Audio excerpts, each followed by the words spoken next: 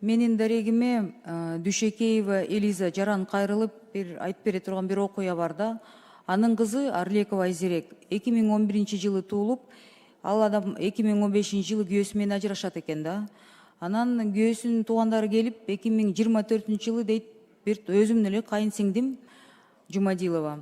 Эми алыстатпайын деп, анан ушул кызыңарды Дубайга алып барып келейин, эс алдырып келейин деген бир ошол себеп менен башына макул болгон эмесмин. Анын кызым сурангандыктан макул деп уруксатын берип алып кеткенден кийин 13 жашар кызды Дубайдан проституция менен алек кылыптыр.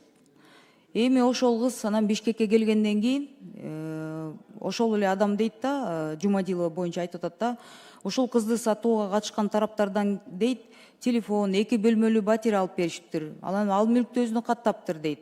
Бирок эң негизгиси, кийин кызы Бишкекке келгенден кийин ушул учурлар боюнча бир сөз чыкса керек, кызы уксус ичип өлүп калыптыр. Каза болуп калыптыр. 13 жашар кичинекей кыз. Бул учур боюнча дейт тергөө иштери жүрүп жатат. Анан азыр дейт Каракол шаарында өткөрүлүп берген. Бирок мен дейт 5 айлык балам, 6 жашар балам менен улам тияка бияка каттаганга мага оор болуп атат. Анан ушул Бектур Успаевич, мен сизге кайрылат элем. Ушундай учурларды акыркы убакытта деген аябай мындай үрөй учурган аябай кейиштүү окуялар болуп атат да. Ушуну өкмөт өз көзөмөлүнө алыңыздарчы. Аябай ыйлап, аябай жаман окуя болуп атыптыр да. Бул туура эмес. 13 жаштагы кичинекей кыз.